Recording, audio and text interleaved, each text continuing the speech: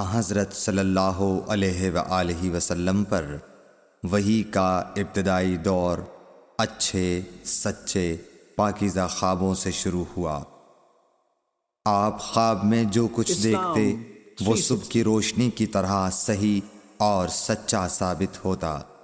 پھر من جانب قدرت آپ تنہائی پسند ہو گئے اور آپ نے غار حرا میں خلوت نشینی اختیار فرمائی اور کئی دن اور رات وہاں مسلسل عبادت اور یاد الہی و ذکر میں مشغول رہنے لگے۔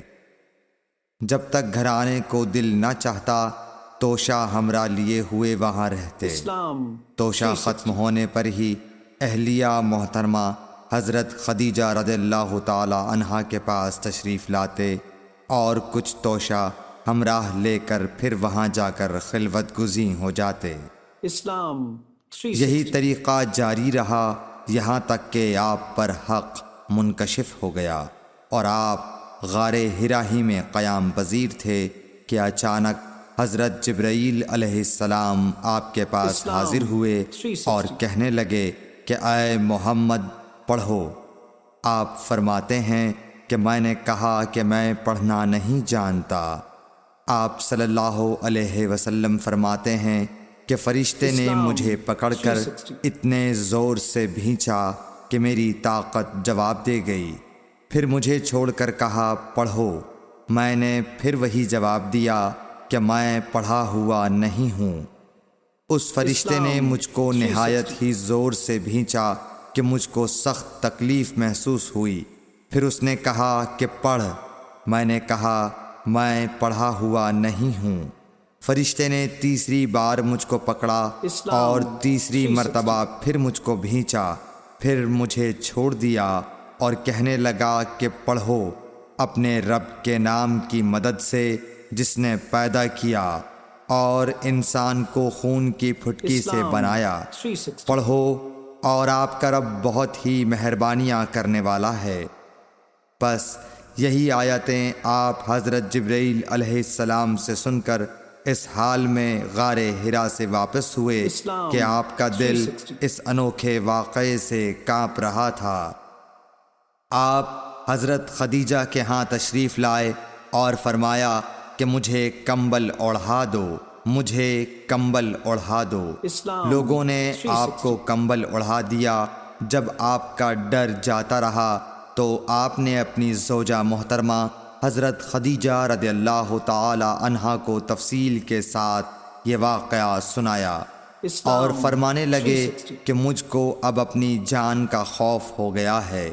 آپ کی اہلیہ محترمہ حضرت خدیجہ رضی اللہ تعالی عنہا نے آپ کی ڈھارس بندھائی اور کہا کہ آپ کا خیال صحیح نہیں ہے۔ اللہ کی قسم آپ کو اللہ کبھی رسوا نہیں کرے گا۔ آپ تو اخلاق فاضلہ کے مالک ہیں۔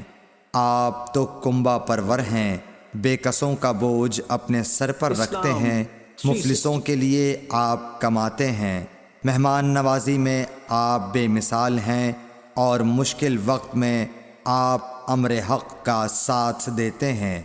ایسے اوصاف حسنہ والا انسان یوں بے وقت ذلت و خواری کی موت نہیں پا سکتا۔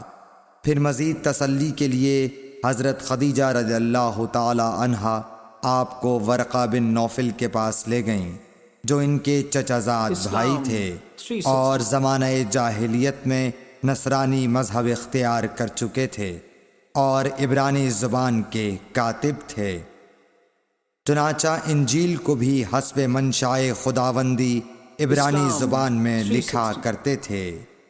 انجیل سریانی زبان میں نازل ہوئی تھی، پھر اس کا ترجمہ عبرانی زبان میں ہوا۔ ورقہ اسی کو لکھتے تھے۔ وہ بہت بوڑھے ہو گئے تھے، یہاں تک کہ ان کی بینائی بھی رخصت ہو چکی تھی۔ حضرت خدیجہ رضی اللہ تعالی عنہا نے ان کے سامنے آپ کے حالات بیان کیے اور کہا کہ اے چچا زاد بھائی، اپنے بھتیجے محمد صلی اللہ علیہ وسلم کی زبانی ذرا ان کی کیفیت سن لیجئے۔ وہ بولے کہ بھتیجے آپ نے جو کچھ دیکھا ہے اس کی تفصیل سناؤ۔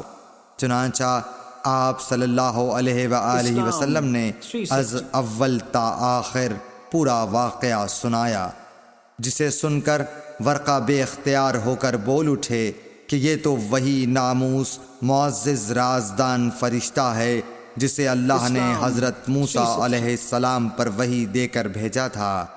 کاش میں آپ کے اس عہد نبوت کے شروع ہونے پر جوان عمر ہوتا، کاش میں اس وقت تک زندہ رہتا جب کہ آپ کی قوم آپ کو اس شہر سے نکال دے گی۔ رسول کریم صلی اللہ علیہ وآلہ وسلم نے یہ سن کر تعجب سے پوچھا کہ کیا وہ لوگ مجھ کو نکال دیں گے، حالانکہ میں تو ان میں صادق و امین و مقبول ہوں؟ ورقہ بولا، ہاں یہ سب کچھ سچ ہے، مگر جو شخص بھی آپ کی طرح امر حق لے کر آیا لوگ اس کے دشمن ہی ہو گئے ہیں۔ اگر مجھے آپ کی نبوت کا وہ زمانہ مل جائے تو میں آپ کی پوری مدد کروں گا، مگر ورقہ کچھ دنوں کے بعد انتقال کر گئے، پھر کچھ عرصے تک وحی کی آمد موقوف رہی۔